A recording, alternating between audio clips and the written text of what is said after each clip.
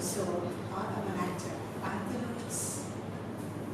When I think like this, there's an enormous amount of hope in the situation. But things will change, things will be all right. And whether things are all right or not, I should be all right is my priority in my life. Good. Yeah, just here a powerful connection with the self and ability to be connected with Him, the Almighty Authority, who is the ocean of all powers. Well, if you want, I can list out those inner powers which comes out when I'm connected with myself. You want me to do that? Number one, when I'm connected with myself, that I am a being of light in this physical costume, I'm an actor in this scene, and this scene also will change. And this movie of life, or as a traveler in this journey of life, everything is possible. What I do is I develop a power to withdraw. A withdraw means not escapism, not jumping out of the situation, but I withdraw from a physical, limited consciousness to an unlimited consciousness. So a place of strength. A place of strength. Okay. So you connect to your own essence. And when you do that, power to withdraw, then you want to have is power to let go. The inner questions and inner agonies and inner doubts about things, all the chaos, you will be able to let go. Okay. Because you are in your own inner original self. That state, that corner, that inner essence, you have reached your own space. So after that, when you let go, what you develop is beautifully how to tolerate whatever chaos about. However it is, you develop an enormous power to tolerate. When you tolerate the situation, you don't tolerate your inner chaos, you tolerate the exterior chaos. And this happens, it happens gradually. When you let go, only you can tolerate. And when you tolerate the situation, what happens is acceptance will become natural. Power to accept. These are spiritual powers I'm talking about. As per the great ancient scriptures of Bharat, India, it is power to accept, power to tolerate. Little clarity I would like to give you. What is it to be tolerant?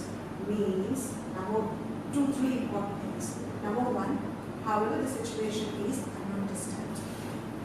If I'm disturbed, though I'm quite seeing everything, but I'm thinking too much about it, creating questions of doubt and everything, then I'm disturbed. When I'm disturbed, I'm not really tolerant. Tolerance means not only quietness of the mouth, but quietness of the mind. Okay, let's paint this picture. Let me finish this. Okay, finish that. So, because we need to carry the viewers along so that they understand. So, how to tolerate, and when the tolerance is natural, then acceptance will become automatic. So we actually will be able to accept because of that inner power to accept. When we accept, then we'll be able to discern. I have accepted you the way you are, however you are. Then I will discern. Discern, discriminate, right or wrong. It's not about you or the situation, whether it is right or wrong, but it is about my response, all about my response. How in a given situation, I can't change my boss, I can't change the president of the country, I can't change the economy, I can't change the husband. If I keep taking divorce, there's no end. How many? So what in a given situation is, okay, this person is like that, how should be my response? I will discern, I will discern my response and make it more positive and more powerful. I will inject the power of faith, positivity, no matter what you want. No matter what the situation. So even if you have an abusive husband, it is how you choose to deal with the situation. So you deal with it. A man who gives you slaps, who gives you slaps, someone who's hurt you so much, and who keeps hurting? Yeah, keeps on hurting you, and there's so much bottled up anger all the time. How do you begin to still show love? Such cases comes up to our center for counseling, especially women. They come up and say, "Sister, you keep talking about peace, peace, peace. You do not go, you stay in the center. You don't have challenges much. You don't live in Nigeria, men." You should be the same. Exactly. I don't know about your husband, and my husband does that. I do not know the reason. If I ask him reason, he beats me more. Wow. Every evening he comes and he beats me more. And then that's when I said, whatever he's doing, you have to have a deeper level of understanding. That we forgive him, treat him like a child. Because what gives comes back to us. So now at present, what is coming back is what I have given in the past. See, the past, present, and future are deeply connected, like the roots under the lotus. And And so, because we see only the present, we really don't understand what's happening. And we see the present and we react all the more double. But if we have this understanding, what happens is you accept the present, whatever is happening, you don't react and see so the And same seeds create for the future. another, So okay, your future is in your future. Your future is in your Okay. hands. So So what you're saying in essence is whatever is happening now is what we have caused in the past, and this is like a resultant effect. So how we deal with this now That will determine will how determine how tomorrow will be like. the next one is going to be. So it's better to deal with it with a calm mind. positivity. Is it and easy that easy to stay calm? Absolutely. It's It's possible. easy to be anger. Why not easy to be Let me buttress what Justin asked, Yeah. whether it's possible. We all don't have the same Staying calm. power to accept things. Now, some people are very weak emotionally. How will those kind of people cope? So if you have to be a counselor to that person, give him, don't take him, because those whose capacity is a bit low, and those who have a lot of challenges, they think that loads of burdens and problems on their shoulders. What should I do? They come and ask me. So you tell me to do, not to do.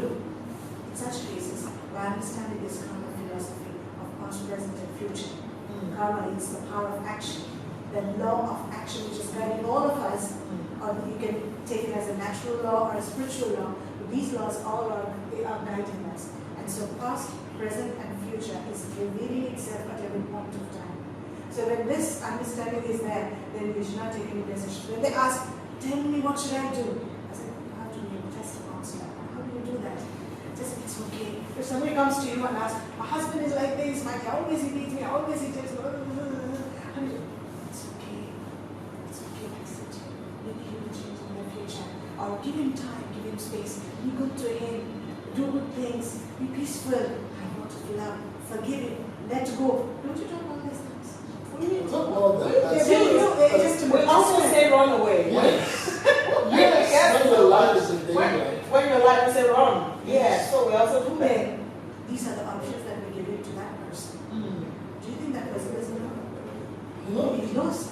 But as a counselor, what you need to do is open up all the options and say, choose whichever you really fit in. Because if I can take a decision because I'm a third party, the person who is in that particular situation is more suffering. Of course. So as an outsider, I can easily give a decision which is very easy to speak. Just say, do Or might this. not be acceptable. But Yes. how I'm taking decisions, on what basis my decision is on my understanding, Of the situation. my experience, Yeah. and my capacity. And my capacity is different from her capacity in the situation. If I take a decision according to my capacity and expect them to act upon to that decision, it would be, if they do it also tomorrow they will blame if anything happens. Because you told, I did it, look what happened. So what you need to do is open up all the options and allow them to choose as per their capacity.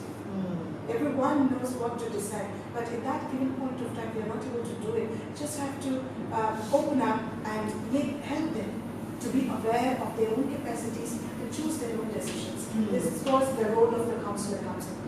Now, this is a situation which we are discussing. They have been giving me challenges from external situations. What about inside? This baby is still there. It can cry at any point of time. So how do you counsel this? If anything challenge is coming, no food, no money, no help outside, what should we do? You counsel your baby is that. It's okay. Things will change. Just calm down first.